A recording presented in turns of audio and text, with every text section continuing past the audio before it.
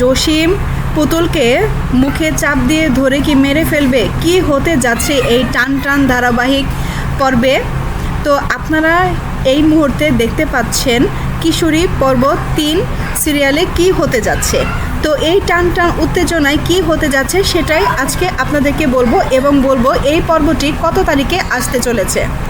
আজকের এই ভিডিওটি সম্পূর্ণ না টেনে দেখতে থাকুন। হ্যালো ভিউয়ার্স, আসসালামু আলাইকুম, কেমন আছেন সবাই? আপনাদের অপেক্ষার প্রহর কিন্তু শেষ হয়ে গেছে।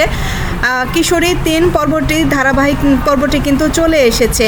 আজকে 6 তারিখ, আগামী 9 তারিখ দুপুর 1টার দিকেই আপনারা ইগল মিউজিক চ্যানেলে এই ধারাবাহিক নাটকটি দেখতে পারবেন।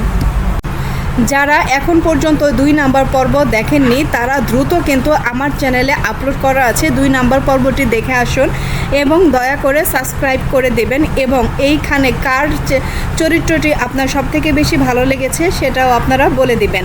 তো এই ধারাবাহিকে কি হতে চলেছে সেটাই আমি আজকে এইখানে ভিডিওতে বলবো। 2 নাম্বার পর্বে আপনারা দেখতে পেয়েছেন টান টান উত্তেজনা এবং ইমোশনাল একটি পর্ব হয়েছে, এবং সেখানে দেখতে পেয়েছেন জসিম কিন্তু পুতুলকে মেরে ফেলার জন্য ফাঁদ তৈরি করেছিল, এবং সেই ফাঁদে কিন্তু পুতুলের স্মৃতিশক্তি হারিয়ে ফেলে। এদিকে জসিম কিন্তু পুতুলকে দেখতে পায়, তো দেখার পর পুতুলের স্মৃতিশক্তি না, এবং এই মুহূর্তে জসিম এবং লাবণী কিন্তু বিয়ে করার জন্য সিদ্ধান্ত নেয়, এবং সেই মুহূর্তে তারা কিন্তু ঢাকায় যায়। ঢাকায় যাওয়ার পরে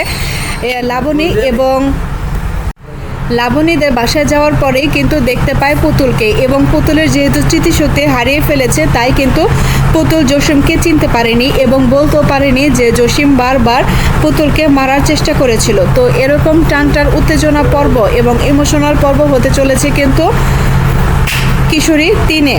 তো কিশোরী 3 যাদের যাদের দেখার আগ্রহ আছে তারা কিন্তু অবশ্যই কমেন্ট করে জানাবেন, এবং এই পর্বটা কতটুকু আকর্ষণীয় হতে চলেছে তারা কিন্তু আমার এই কথাগুলো শুনেই বুঝতে পেরেছেন, এবং প্রথম অংশটুকু কিন্তু দেখে বুঝতে পেরেছেন যে কিশোরী 3 পর্বটা কীরকম টান টান উত্তেজনা হতে যাচ্ছে।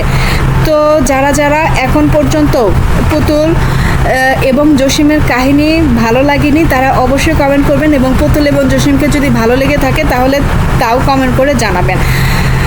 কিশোরী 2 নাটকটি যারা দেখেন নাই তারা কিন্তু অবশ্যই আমার ইউটিউব চ্যানেলটিকে সাবস্ক্রাইব করে নাটকটি দেখে আসবেন, এবং নাটকটি দেখে আপনারা কমেন্ট করবেন এখানে কার চরিত্র সবথেকে বেশি ভালো লেগেছে, এবং আপনাদের এই নাটকটি যদি ভালো লেগে থাকে, যদি আরও বেশি কমেন্ট আসে সেই কমেন্টের উপর ভিত্তি করেই কিন্তু এই নাটকের পর্বগুলো কিন্তু বাড়ানো হবে।